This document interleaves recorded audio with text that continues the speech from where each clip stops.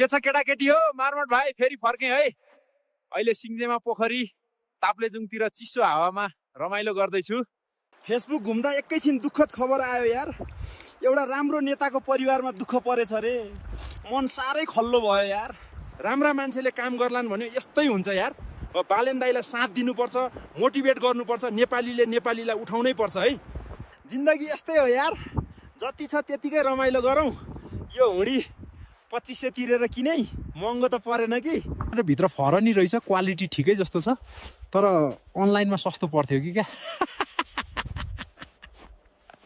हेर न, बाटोमै एउटा भाले किनेको, जाडो छ, यसकै रोस्ट बनाएर तातो खाँदा मजा आउँछ होला। ल दाउरा बालिसकेँ, आगो बल्दैछ। अब भालेलाई मेरिनेट गर्दै आगोमै राख्छु है। कट गर्ने सिन देखाउनु मिल्दैन, युट्युबले ब्यान्ड हानिदिन्छ। एकैछिनमा तयार पारेर ल्याउँछु है त, आगो ननिबोस् यार। ल कट्टा हो, चिकन तयार गरिसकेछ। आज घाम नि दामी लागेछ। अहिले अब सानो पिस गर्दै सेक्दै गर्नु पर्यो। अनि त्यो विदेशबाट भोट हाल्ने कुरा थियो नि, अब मिल्ला जस्तो देखिन्छ र कि फेरि लम्बिन्छ र है। मासुमा भोट नबेच है भन्दैछु। कोही न कोहीले फेरि बन्द हान्छु भने जस्तो नि सुनेको थिएन। के हो क्या नेपालमा? ए साला, मासु डढिसक्यो तैट। के गर्ने कट्टा हो।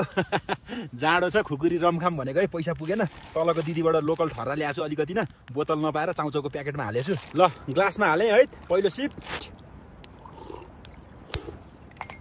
कडा रहेछ, अलि पानी मिसाएर खानु पर्यो। आज जाडो बढी भएर खाएको।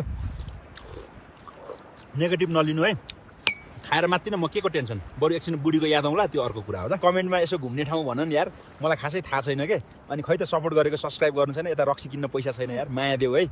अर्को भ्लगमा भेटौँला।